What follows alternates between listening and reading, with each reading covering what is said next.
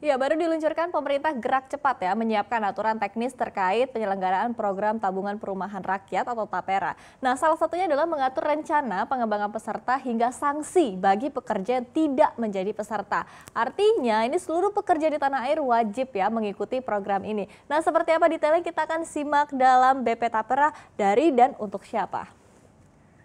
Peraturan Presiden Nomor 25 Tahun 2020 tentang Tabungan Perumahan Rakyat atau TAPERA ini mewajibkan seluruh pekerja di Indonesia menjadi peserta dalam program ini. Dan saat ini Badan Pengelola TAPERA ataupun juga BP TAPERA ini tengah mengembangkan roadmap atau peta jalan terkait rencana pengembangan peserta yang akan dilakukan secara bertahap. Dan kita bisa lihat di sini bahwa yang pertama ini dari tahun tahun 2020 hingga akhir tahun 2021, BP TAPERA ini akan fokus meningkatkan kepesertaan dari unsur aparatur sipil negara atau ASN. Nah, kemudian di tahap kedua, mulai tahun 2022 perluasan peserta akan dilakukan di segmen pekerja BUMN, kemudian juga BUMD, kemudian BUMDes dan juga TNI dan Polri. Dan kemudian meski disebutkan bahwa pekerja swasta dan juga mandiri ini sebetulnya wajib ya menjadi peserta TAPERA, namun belum disebutkan kapan kepesertaan untuk kelompok kerja ini akan dimulai. Namun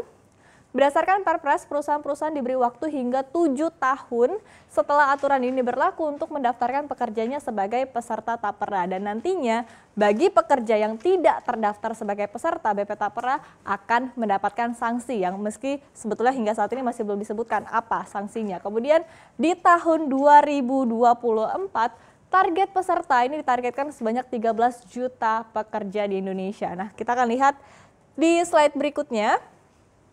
Adanya kewajiban menjadi peserta TAPERA ini membuat bertambahnya iuran wajib yang harus dibayarkan oleh pekerja setiap bulannya. Padahal sebetulnya masih banyak yang meragukan manfaat yang akan diterima melalui program ini. Jadi berdasarkan Perpres nomor 25 tahun 2020 tentang TAPERA, iuran peserta TAPERA yang ditanggung oleh pekerja ini sebesar 2,5%. Kemudian sementara pemberi kerja ini akan menanggung sebesar 0,5% ataupun juga 0,5% dari iuran yang wajib dibayarkan begitu. Nah, kemudian BP TAPERA ini menegaskan bahwa sesuai namanya, tabungan perumahan rakyat hanya bisa digunakan untuk membeli rumah bagi peserta yang belum memiliki rumah. Meski begitu, semua pekerja diwajibkan untuk mengikuti aturan iuran ini, baik yang belum maupun juga sudah memiliki rumah. Nah, kemudian pertanyaannya, apa sih untungnya bagi yang sudah memiliki rumah? Nah, ternyata ada 3 jenis pemanfaatan dana TAPERA. Jadi yang pertama, tadi ya bisa digunakan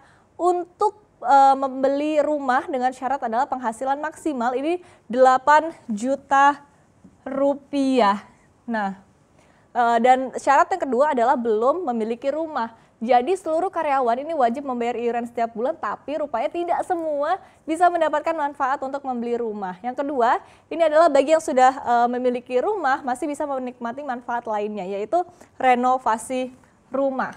Nah, yang ketiga, dana TAPERA juga bisa digunakan untuk membangun rumah jika ada peserta yang memiliki aset tanah kosong. Kemudian bagi peserta yang tidak mencairkan dana untuk kebutuhan tempat tinggal, dana yang disetorkan ini bisa didiamkan dan kemudian dapat diambil sebagai uang pensiun di usia 58 tahun atau diberikan kepada keluarga dan atau ahli waris begitu ketika meninggal dunia. Nah, kita akan lihat di slide berikutnya. Jadi selain manfaat yang masih diragukan oleh banyak pihak, sejumlah pihak pun menilai ya bahwa program ini terkesan menduplikasi kebijakan serupa yang telah dimiliki oleh BP Jam Sostek ataupun juga BPJS Ketenagakerjaan, yaitu program manfaat layanan tambahan perumahan bagi peserta program jaminan hari tua ataupun juga JHT BPS Tenaga Kerjaan. Nah, di sisi lain, Ketua Umum Asosiasi Pengusaha Indonesia atau APindo, Haryadi Sukamdhani juga menilai bahwa adanya tambahan iuran dari program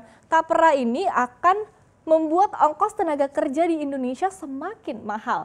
Hal ini juga membuat tenaga kerja Indonesia kurang menarik di mata investor. Ini agak bertolak belakang begitu ya dengan upaya pemerintah yang terus berupaya untuk meningkatkan investasi di tanah air. Nah, kita lihat dan kita akan coba simulasikan seperti apa perhitungannya bagi karyawan begitu jika TAPERA ini sudah mulai diterapkan begitu. Kita akan menghitung dengan simulasi gaji karyawan adalah 5 juta rupiah di sini.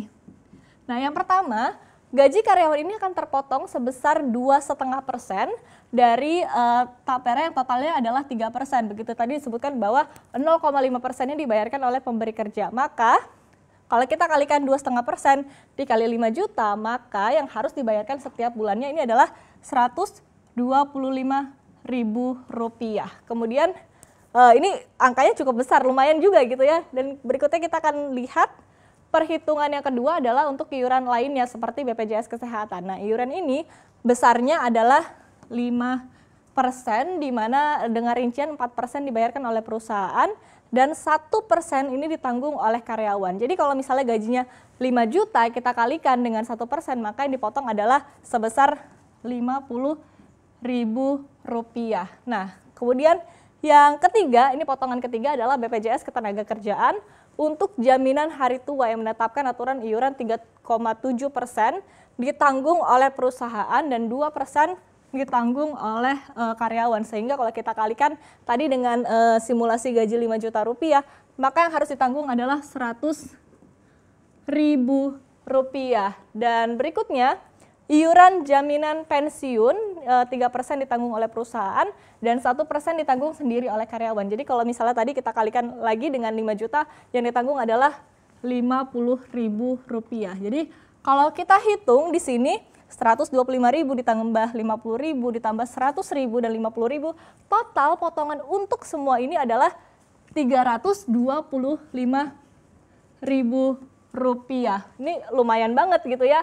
Bahkan ini belum termasuk potongan PPh 21 ataupun juga potongan-potongan lainnya seperti pinjaman koperasi yang dimiliki oleh karyawan. Nah, kalau sudah melihat paparan ini kira-kira terbayang ya seperti apa program ini akan berjalan ke depannya, dan kemudian dengan diwajibkan sebagai peserta, namun persyaratan untuk bisa mendapatkan manfaat utama yaitu membeli rumah tidak bisa dipenuhi oleh seluruh karyawan ataupun juga peserta dari BP Tapera. Kemudian menjadi pertanyaan ya, BP Tapera ini dari dan untuk siapa?